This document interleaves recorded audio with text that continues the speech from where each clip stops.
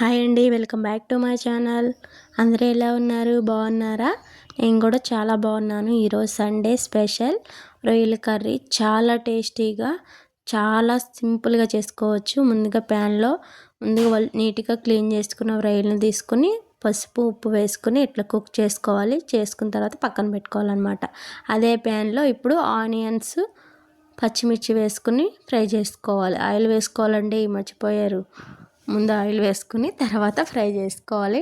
Golden brown colour వచ్చిన తర్వాత అల్లం వెల్లుల్లి పేస్ట్ కూడా వేసుకొని బాగా పచ్చివాసన పోయేంత వరకు ఫ్రై చేసుకోవాలి. చాలా సింపుల్గా బ్యాచిలర్స్ కూడా చేసుకోవచ్చు అనమాట. అంత సింపుల్గా అయిపోతుంది కర్రీ. చాలా టేస్టీగా కూడా ఉంటుంది.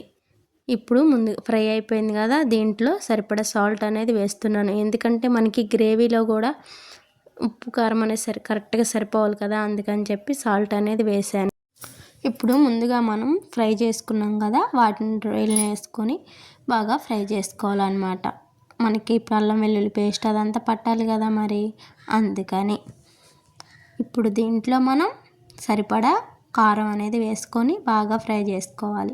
మీకు బాగా డీప్ ఫ్రైలా కావాలంటే వాటర్ ఏమి వేయవసరం లేదు. రైస్లోకి సెమీ గ్రేవీలా కావాలంటే కొంచెం వాటర్ అనేది వేసుకోండి. వాటర్ వేయడం వల్ల ఏంటంటే మనకి ఆ రొయ్యలకి ఉప్పు కారం మసాలా అనేది బాగా పడుతుంది. అలానే టేస్ట్ కూడా బాగుంటుంది అన్నమాట. డీప్ ఫ్రై కావాలనుకుంటే మాత్రం వాటర్ ఏమి వేయవసరం లేదు. ఇప్పుడు దీంట్లో మనం ఒక సీక్రెట్ ఇంగ్రీడియంట్ వేస్తున్నాం అనమాట. దానివల్ల టేస్ట్ మనకి రెస్టారెంట్లో మనం తింటే ఎలా ఉంటుంది అలా ఉంటుంది అనమాట. మరి ఏంటిదో చూసేద్దామా?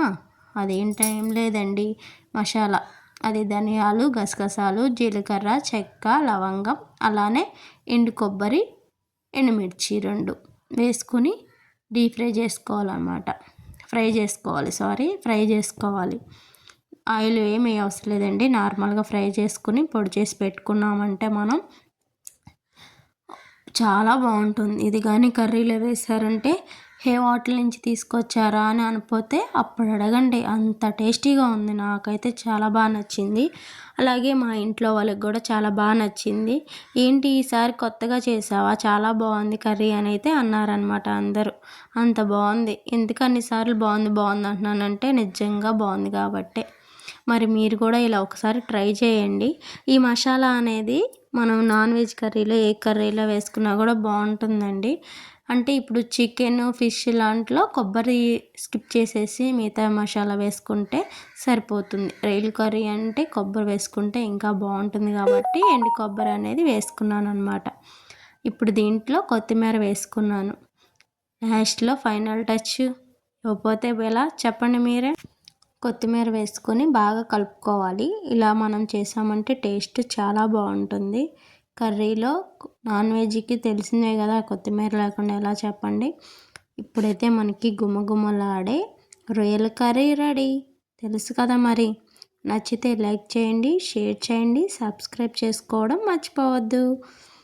ఇదిగోండి చూస్తున్నారు కదా, మనకి కర్రీ ఎప్పుడైనా సరే ఆయిల్ ఇలా బయటకు వచ్చిందంటే మనకి కర్రీ రెడీ అయినట్టే. ముందుగా తీసామంటే అంత టేస్ట్ ఉండదండి. ఇలా ఆయిల్ అనేది మనకి బయటకు వచ్చినప్పుడే టేస్ట్ బాగుంటుంది. నచ్చితే ప్లీజ్ సబ్స్క్రైబ్.